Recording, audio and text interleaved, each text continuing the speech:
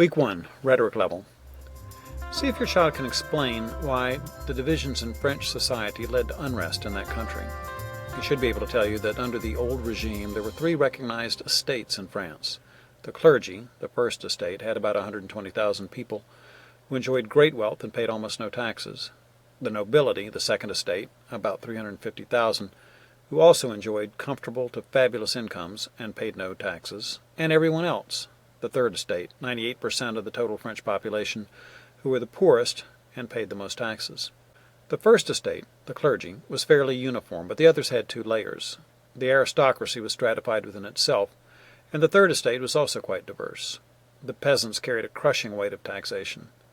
Some urban artisans and merchants, by contrast, paid very little in tax, but they were excluded from the social privileges that the nobility enjoyed.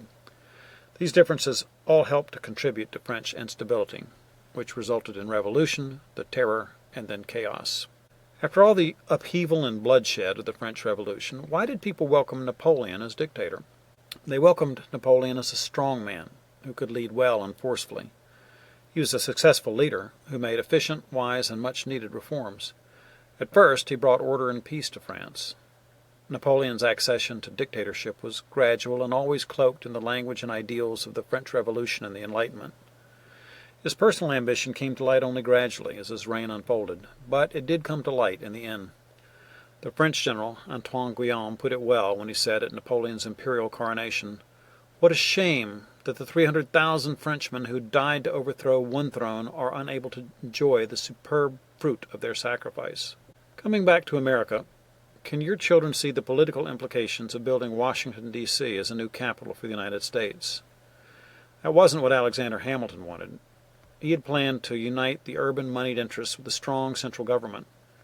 He hoped to create in New York and Philadelphia court cities, such as Paris and London, that would become the centers of power and money and would dwarf the surrounding countryside, which he overtly despised. But that was exactly what Thomas Jefferson opposed. He didn't want any single city to dominate America.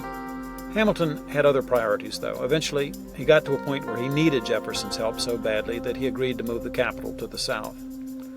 This separated government from moneyed interests and assured that the capital of the United States would stick to the single purpose of running a limited federal government.